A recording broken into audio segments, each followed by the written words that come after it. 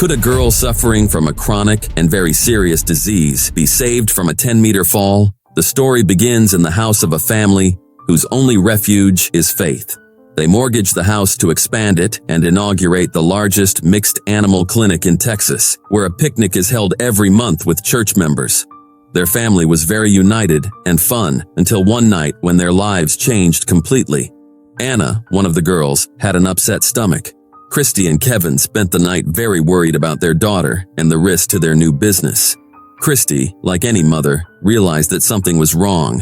So, after visiting 3 different doctors, she decided to travel to another city to be seen by a specialist who diagnosed that Anna suffered from reflux due to lactose intolerance.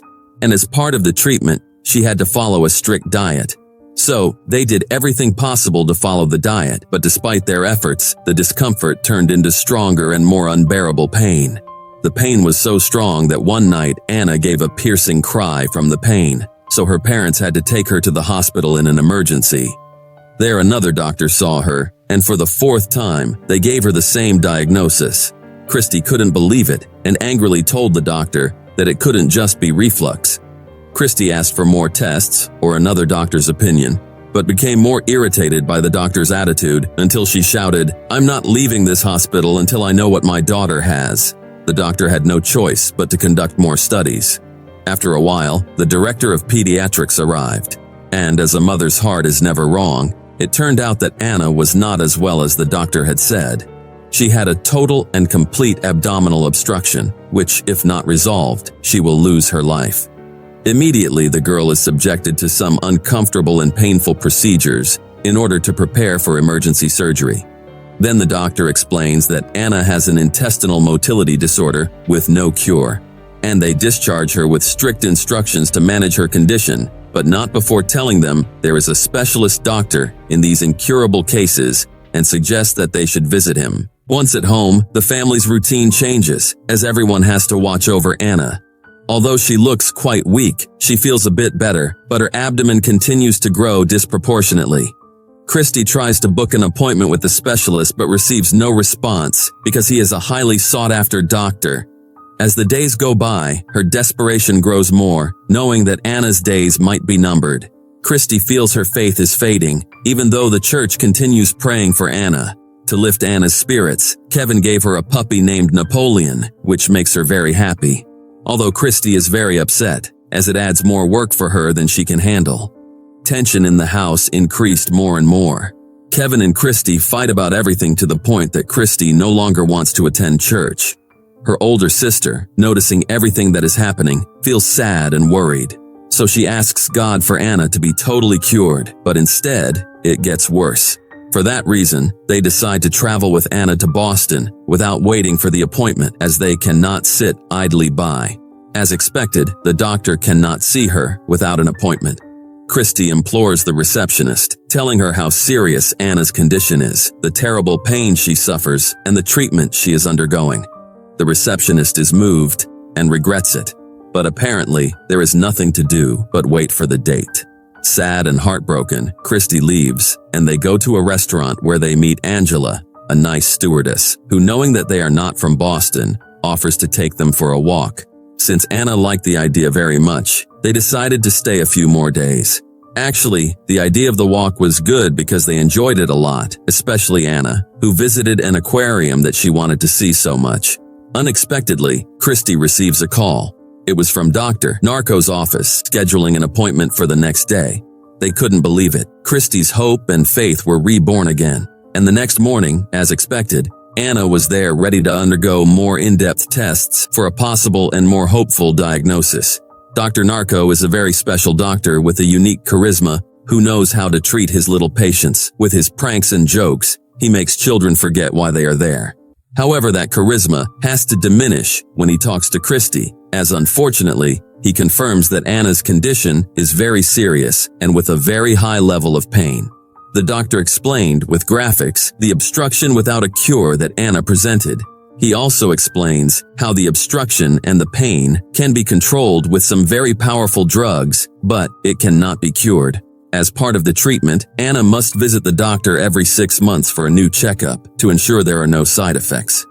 With this situation, Christy has lost faith and cannot pray. Her husband understands her. The family is not at its best financially, but Kevin does whatever is necessary for them to be able to travel and take Anna to her appointments. Christy realizes that she is angry with God, and as much as the pastor tries to intervene to get her back to church, she won't. Months later, in one of the consultations with Dr. Anna proceeds to carry out more studies to monitor her, since she has presented a relapse with green vomiting. When she overcomes the crisis, she will be able to go home again. There, she befriends her roommate, who has cancer. Anna tells her that she has a lot of faith in God, and that she shouldn't be afraid to die. So later, she gives her a chain with a cross. That night, the painkillers had no effect on Anna, and she wept in pain. The poor girl is already tired and just wants to go home.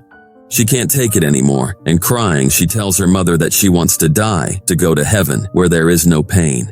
Christy, with her soul in pieces, hugs her to comfort her.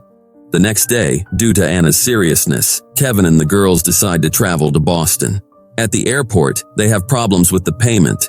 However, the cashier, listening to Anna's little sister, becomes an accomplice and helps them board the plane, even if they later have to pay overdrafts to the bank.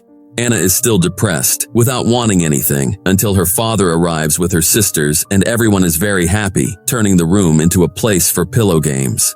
When the doctor says goodbye, he recommends that they try to take Anna to a child psychologist and try to spend as much time as they can with her, since family is the best medicine at that time. Already at home as the doctor recommended, Christy contacts the psychologist while Anna goes out to play with her sister, and they dare to climb an ancient tree as they did so many times before. But suddenly, a branch cracks. With great fear, Anna tries to go down, but falls 10 meters into a hole in the tree. Her parents are desperate and unable to do anything. They call the firemen, who arrive immediately with the news correspondent. 3 hours later, they have not managed to get her out. Probably she is lifeless since she fell on her head and does not respond to her name.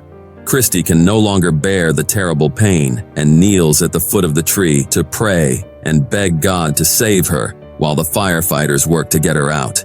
Hours later, they succeed. She is certainly unconscious but still alive, so she is immediately transferred to the hospital.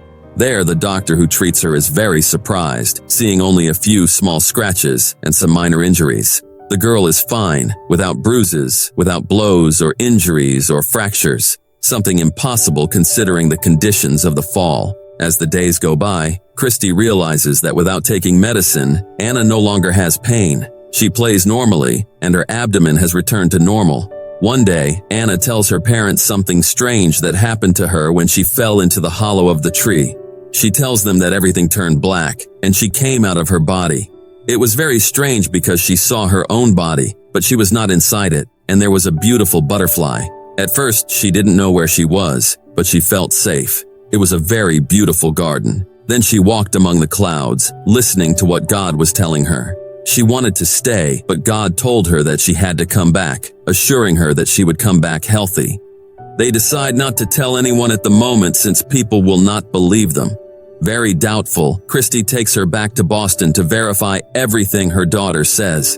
The doctor is very surprised since everything is working perfectly. He seeks a scientific explanation since he cannot understand how something that has no cure has been able to reverse. But when he sees Anna, he realizes that what has happened is a miracle, and he says goodbye, knowing that he will never see them again. Later, Anna and her mother say goodbye to Angela, thanking her for everything. Before long, her story is all over the news. Christy has regained her faith in God and is in the church before the television cameras to recount the experience of this great miracle. After recounting everything she suffered with Anna's illness, she ends by saying that there are miracles everywhere, that sometimes they come in the strangest ways and through people who just cross our paths, as well as friends who support us no matter what happens. Miracles are love, and God is love, and love is forgiveness. God shows us that we are not alone. After hearing Christy's words, some people did not believe that Anna was very sick because sometimes it is very difficult to believe. But they did after listening to the father of Anna's partner in the hospital, who attests that she was very serious and that thanks to Anna, his daughter changed in her last days of life, feeling safer and knowing that God was with her because Anna gave her faith and also peace. So he came all the way from Boston to thank Anna and her mom for sharing this story, and Christy thanked him for coming as well. Then, at home before eating the long-awaited pizza, everyone prays together, thanking God for the food, for being together. Now they live as if each day were a miracle, because for them, it is. This is the summary of a Christian movie called Miracles from Heaven.